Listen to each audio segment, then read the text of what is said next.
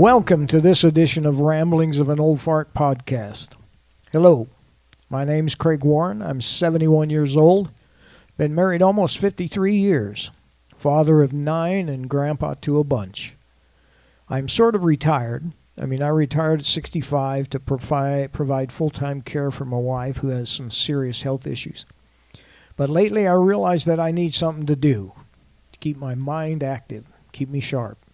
So why not a podcast? I have a lot of experience. I've done a lot of things in my 50 plus years in the workforce, and I definitely have a lot of opinions. So, hey, what more would you need, right? I should mention that I have never been a member of a political party, and I do not intend on doing so. So my podcasts aren't developed from a political framework, but from a common sense and factual point of view. So let's get started. Today I want to talk to you about Minnesota, and not the immigration thing. I'm kind of bored with that, but the fraud issue. Because what's happening in Minnesota is just the tip of the iceberg. We don't even know the extent of it in Minnesota. But this has been happening across the nation. It's to some degree. Some of the states are going to be just as bad. Some might be worse. Some will be better because of the way they're managed. But it's a big issue, and we are just seeing the tip of a very big iceberg. This is kind of a deep rabbit hole here, I have to say. This is a complex mix of systemic failure, clever legal maneuvering by fraudsters, and a breakdown in oversight that stretched from local offices to state level and even to the highest federal level. To help us visualize the scale of this, I've broken down a timeline of how it was allowed to continue. The multi-sector nature of the fraud and the extrapolation of the costs, we'll try and transfer that to a national scale as well. You need to realize that this just didn't happen last year or the year before. There have been reporters in Minnesota like Jeff Balin from the Twin Cities area, TV reporter, did a story on daycare fraud as far back as 2013. Of course, more recently we have Jay Hollis and Nick Shirley, who have brought this to light. Not only that, we know that many public employees, whistleblowers if you will, spoke out to supervisors long before this became the rabbit hole it is. Many of them were ostracized and even transferred to other departments to keep them quiet. Some were even accused as being racist. I don't care what race someone is, the shape of their eyes or their gender, whatever gender they want to be. If there is proof of a crime, none of that should matter. It shouldn't be an issue, just the facts. That's the way our justice system was supposed to be used. My question in all of this is, why wasn't something done sooner? Much sooner. There are a few reasons, however, and none of them good ones. First of all, we have the courts. When Minnesota Department of Education tried to stop payments in 2020, due to irregularities, there was one of these NGOs, non-government organizations, that's feeding our future. They sued for racial discrimination. A state judge ruled that the MDE didn't have the authority to stop the flow of federal money without more proof. That effectively forced the state to keep paying the very people they suspected of theft. That's according to NPR News. Then we had the COVID thing during the Biden years. To ensure people didn't starve during lockdowns, all that stuff, the USDA at the federal level waived many of the oversight requirements. They waived the on-site inspections, and they were replaced with desk audits, which fraudsters exploited. You can imagine. They submitted fake rosters of names generated by random names on websites, according to Justice.com. And then we had the complacency, the passing the buck issue. The MDE, Minnesota Department of Education, reported their concerns to the FBI in early 2021. But the FBI's investigation took nearly a year to build a case solid enough for a raid. During that gap year, the fraud didn't just continue, it exploded from an estimated $3.5 million in 2019 to nearly $200 million in 2021. That's according to NPR News. The U.S. Attorney recently stated that Minnesota had become a national poster child for public corruption, suggesting that the state's loose oversight made it a lab for these schemes, according to Wikipedia. So, why did it take DOGE to break this open on this NGO thing? The Department of Government Efficiency, DOGE, approached this from a different angle. Traditional audits because of the priorities. De-siloing data, that's what they used. Previously, the USDA didn't talk to the Department of Education, who didn't talk to the FBI, and by the time they did, the money was often moved overseas.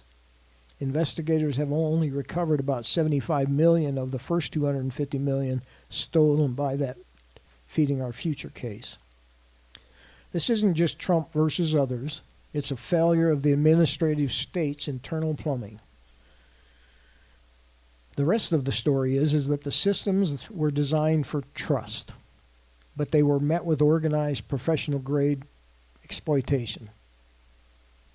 The scope of the fraudulent activity was staggering on the according to the first reports, but now after further auditing, in Minnesota, we're up to about $9 billion in the Medicare Medicaid stuff.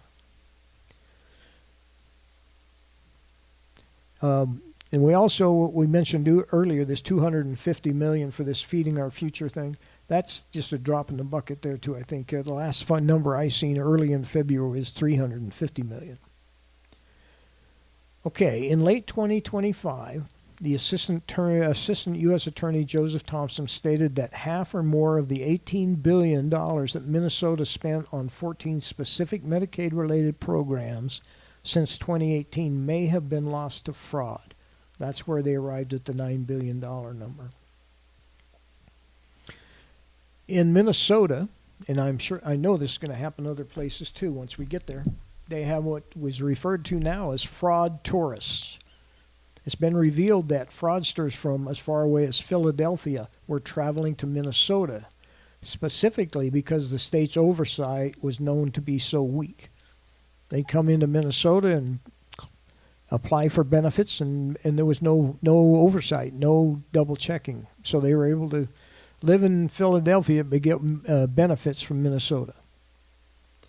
Then we have ghost services. Unlike the typical overbilling where some subcontractor charges for 30 minutes of work and actually works 10 kind of a thing, these new cases involve integrated community support, ICS, where the company provides zero services. They claim it, but they don't actually provide services. In one tragic case in 2025, an enrollee died because the caregiver being paid by the state didn't actually exist. So now what does it look like on a national basis? That's what this whole podcast is designed to do, is to help us get a better picture in black and white of what we can expect nationwide. If we use the $9 billion figure from Minnesota with a population of 5.7 million as a benchmark for what happens when oversight fails, the national numbers are staggering. This assumes other states had similar complacency issues, which I'm pretty sure they do, given the mandates during COVID. But let's take a look at some of these. All right, we have 5.7 million in Minnesota, and we estimate the $9 billion at this point, which we don't know for sure. It'll go much higher. But we extrapolate that to Florida with 22.6 million. Our estimated loss in fraud is 35.7 billion. Texas with 30.5 million, 48.2 billion in lost money revenue. California, 39.2 million people, 61.9 billion. So as the U.S. as a whole with 335 million people, we're talking 528.9 billion. That's a wake-up number for me. If the Minnesota failure rate is applied nationally, we're looking at over $500 billion, right? Now, we mentioned here just a minute ago these fraud tourists. I read an article recently where California is having this issue. So when they get to California, I think the fraud issue number is going to be tremendous. But they actually have Mexican citizens. They live in Mexico, down towards Tijuana, down through there. They come across the border into California. They apply for benefits, and they're granted. So they're getting benefits from California, but they are Mexican citizens that live in Mexico. They're not even like here as illegal immigrants. They are Mexican citizens, just like the people from Pennsylvania issue, we talked about earlier. But Pennsylvania, I'm hearing numbers there that they're going to have some staggering issues there. The one report I read said that over the last 3 or 4 years, Pennsylvania's Medicare numbers went up by like 1,000%. That the money they've spent. I'm pretty sure when they get through auditing it, there's going to be some issues there too. Even in Minnesota was twice as bad as the average state. The national loss would still be 250 to 300 billion. Still a staggering number. Okay, now we want to talk about the recovery issue versus the loss. A reasonable person might ask where the money went and why it wasn't stopped. But there's a big hole in the recovery end of this. Out of that first 250 million that they figured this feeding our future case, they were able to recover about 75 million, or about 30%. The only reason it was recoverable is because they kept the money here in the U.S. A large portion of the $9 billion that was in from Minnesota, they traced down and was laundered through real estate purchases in East Africa, specifically Kenya and Nairobi. And they found wire transfers to China, other places. Once the money leaves the U.S. banking system, the FBI's ability to seize it or get it back drops to almost zero. The Department of Health and Human Services recently admitted that Biden era rules during COVID required states to pay providers before verifying attendance, or even verifying that some of those people existed. This pay first and ask later policy is exactly what the new Dodds-led audits are dismantling. All right. The current status as of 2026, the federal government's put a freeze on some of the Medicare money going into Minnesota until they can prove that the billing's legitimate. And then, of course, the prosecution part of it, the DOJ has doubled the number of attorneys in Minnesota. They're currently investigating over 1,300 fraud cases. That's in the Minnesota-St. Paul area alone. The next big problem, it appears, is the complacency wasn't just a mistake. It was a systemic policy of prioritizing speed of delivery over the integrity of funds. But in 2026 now, because of all these things happening, that era of passive trust is officially ending. While the Minnesota $9 billion figure served as a massive wake-up call, the response has shifted from local investigations to a national high-tech crackdown. And here are some of the guardrails that the Federalists put in place recently. In January, they introduced a bill into Congress that increases the prison time for theft of federal funds from 10 years to 20 years, and mandates that any institution receiving summer food funds must be audited by a third-party auditor, bypassing state-level desk audits. They've instituted whistleblower bounties. The Treasury Department, under Secretary Scott Bissett, launched a program specifically targeting the Somali fraud rings and others, offering cash rewards for tips that lead to recovery. They should have instituted this earlier because, like I said, they had whistleblowers long back, but they were ostracized for speaking out. Then we have the sunset on the passive verification. That's come to an end. Now, the new rules require upfront verification before tax credits are given. Previously, under the old system, people could self-attest their income and receive benefits for up to 2 years before they were ever audited or verified. That seemed really stupid. Okay, state level efforts. We have California that's instituted using AI stuff. They've got an EBT card that they're using that can because of its machine learning abilities, can detect skim cards within a 72-hour period rather than wait 2 or 3 months until after all the money's already stolen. They say that they've reduced their food and cash benefit theft by over 80%. That remains to be seen for me. And then we have, this one's a crazy one. Florida, they're in the middle of a $205 million what they call access modernization project. They're replacing 30-year-old computer systems. And they found that the fraudsters were able to find back doors and blind spots and all kinds of things in order to be able to rip them off. I can't even imagine 30-year-old computers. I worked with computers since there were computers. And I can't even imagine anybody in today's world trying to run a business or a government agency with 30-year-old equipment. I just can't imagine it. But they've also instituted work requirements. This helps with a couple of different things. Gives people something to do instead of just sitting on their butts drawing aid, which it's good to give them the aid to help them. But the other thing it does, it creates a system where they have to check in. It gives them a tool to verify the person receiving the benefits actually exists and it lives in the state. They have to show up at work, so they know they're there. Minnesota, they've tried to fix some things. I have no faith in Governor Walz and some of the people there. So we'll see how that works out. But this Tim O'Malley, he's now their fraud czar. But he's already facing a lot of criticism because of the transparency. They don't report any of the information about what they're actually finding. So seems to me like they're still trying to covering things up. But they have changed, and they have got an independent inspector general, so that some of the people inspecting some of these other organizations don't actually work in that department, which makes sense.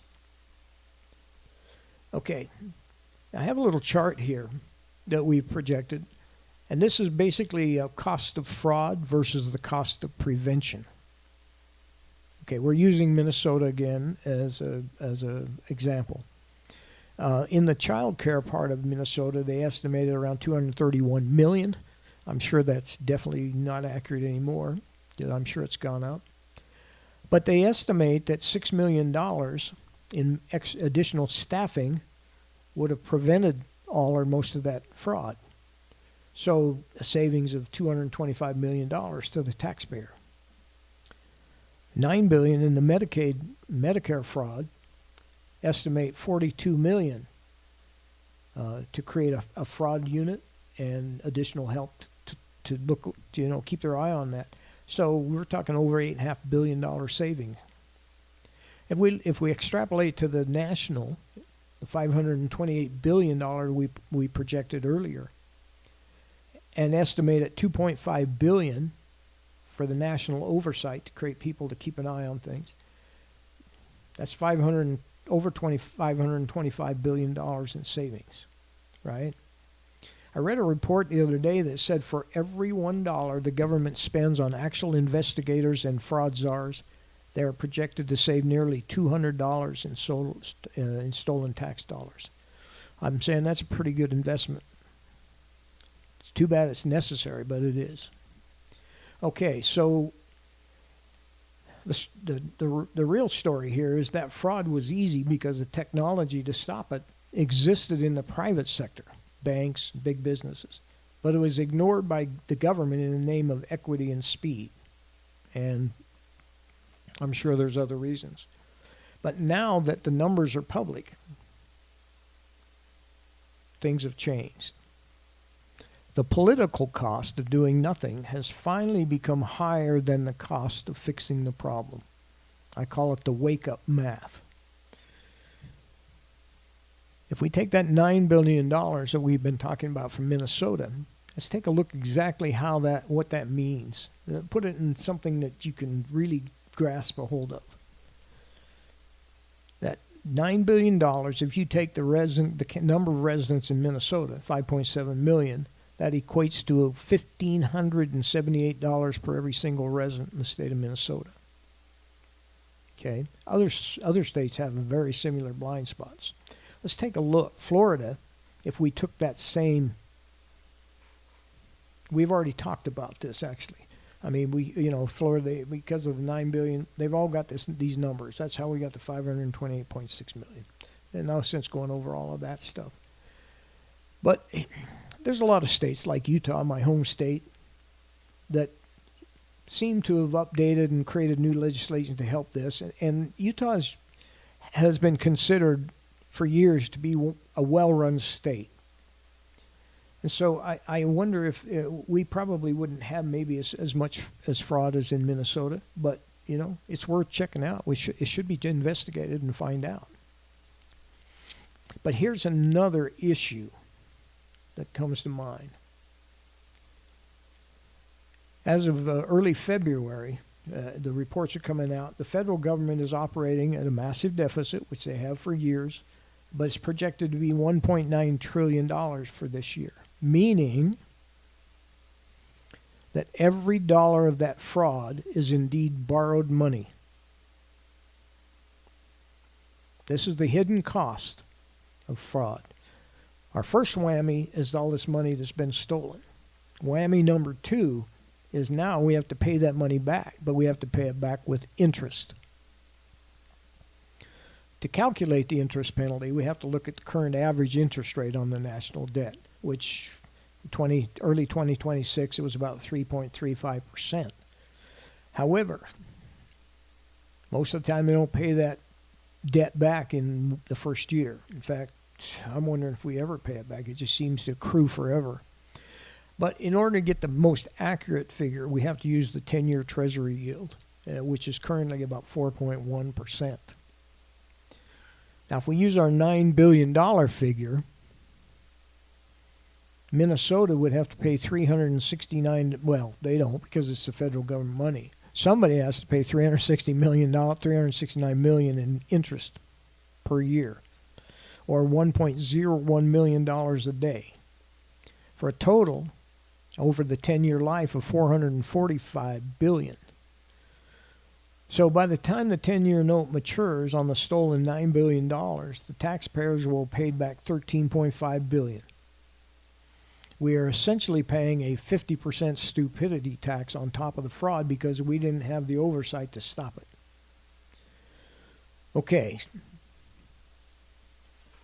So that's whammy number 2. The whammy number 3 is that there are 14 states this year that are projected to have deficits. California, $12 billion. New York at $9 billion. Arizona 1.3, Maryland 1.1, 1.2.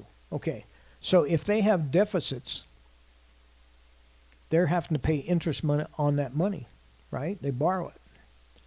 Or if they have rainy day funds, they can deplete their rainy day funds. But let's assume they're having to borrow it.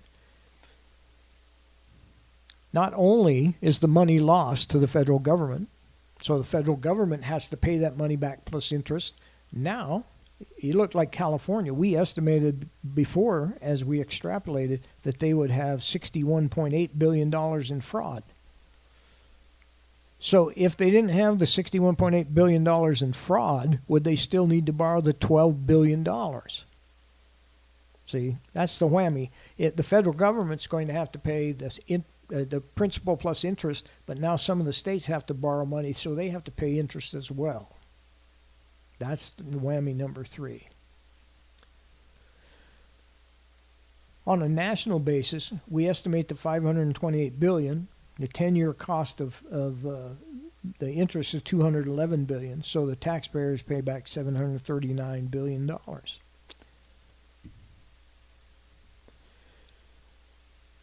Okay, so now whammy number 4, and I'm going to call this good because I think I've given you enough junk. Economists have a formula. When say we have illegal immigrants working here, which I mean that's not a good thing or bad thing. I mean we use their labor at times, but here's the thing: when they get paid, there's a whole lot of those that spend just the bare minimum to survive here, and then they send the money back home. Okay, and economists have a formula: any of that money that they earn here but doesn't get spent here, goes out of the country, we lose a tremendous advantage to our economy. The money, when most of us here are citizens, we earn the money, we spend it here. There's a formula. They say, it basically says there's a 5-time multiplier effect. That's because I earn my money, I go do my shopping, I pay my bills, I do all this stuff, I spend it in the economy.